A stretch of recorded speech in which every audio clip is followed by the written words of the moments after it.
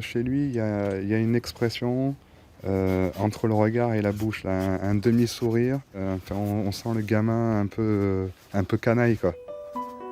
Ce visage, Marc Large le connaît par cœur. Fan de Renaud depuis l'adolescence, il vient de signer une centaine de portraits pour un documentaire hommage à son idole. Dessiner Renaud comme une évidence.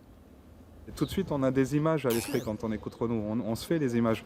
Et c'est pour ça qu'il a autant influencé les dessinateurs de BD, que lui-même, c'est l'un des plus grands collectionneurs de BD en France, qu'il a travaillé à Charlie Hebdo pendant très longtemps.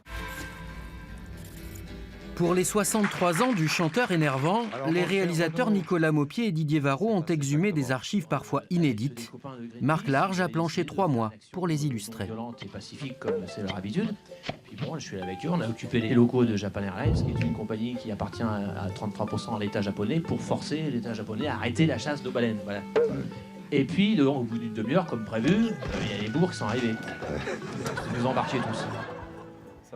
Dessinateur pour Ciné Mensuel ou Sud-Ouest, Marc Large a rencontré Renaud grâce à leur passion commune pour l'ours des Pyrénées. De cette amitié est né Renaud des Gavroches, paru en 2009.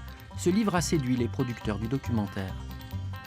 Il souhaitait vraiment que quelqu'un qui puisse passer du dessin humoristique au dessin réaliste, du dessin assez sombre, noir, et que je puisse passer aussi au dessin gros nez, à la Charlie Hebdo, un peu comme lui passe des chansons poétiques et tendres aux chansons engagées et rebelles, quoi.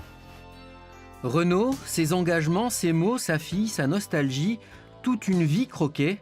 Un film voulu comme un hommage, un message adressé par ses fans au chanteur absent depuis 9 ans.